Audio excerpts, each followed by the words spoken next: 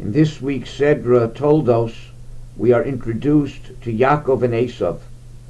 Yaakov was the progenitor of the Jewish people, God's portion in this world, and Esav was the progenitor of the Roman Empire, and his guardian angel was the Satan, the evil inclination itself. These two individuals represented totally diverse viewpoints of life.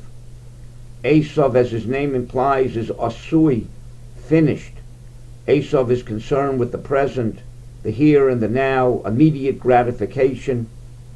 He sees the porridge, is willing to give up his birthright in the future for present enjoyment and gratification.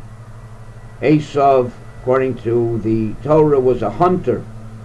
A hunter wants to see a fully developed animal, kill it and eat it.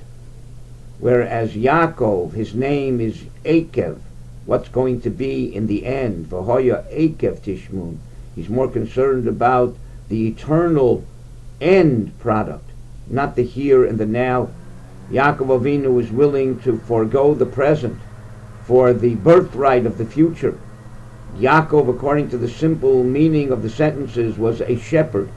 A shepherd is interested in putting in a lot of effort now in an animal he can't enjoy for future benefit.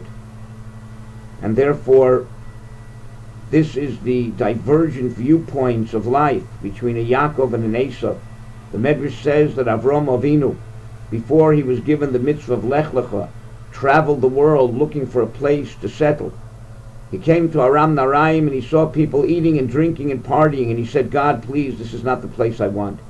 He came to Eretz Yisrael and he saw people planting and plowing and harvesting, and he said, Ribbon Shalom, this is the place that I want. What's the difference between a bunch of idol worshippers partying or a bunch of idol worshippers planting, plowing, and harvesting?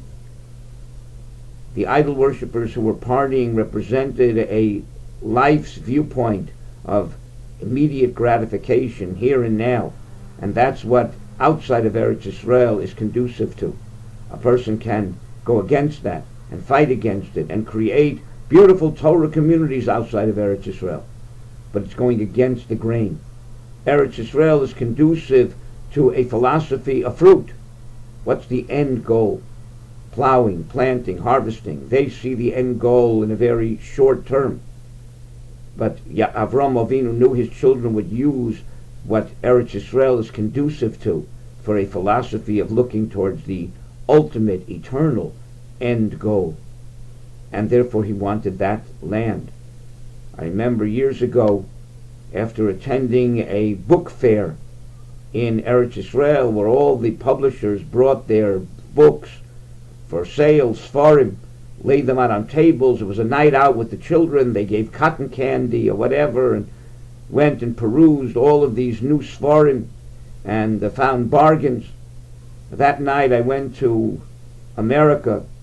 When I got off the plane, someone said there's something doing in Javits Convention Center. Maybe you're interested. They're having a kosher food fair where all the producers of kosher food bring their new products, put them out on tables, and everybody goes around and tastes and samples the food.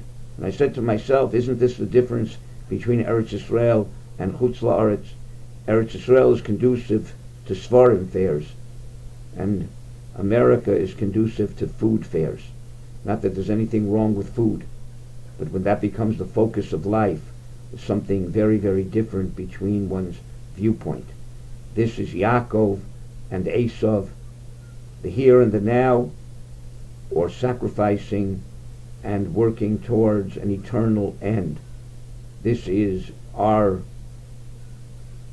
mission in this world, to be the Yaakovs and not the Esavs. Have a good Shabbos.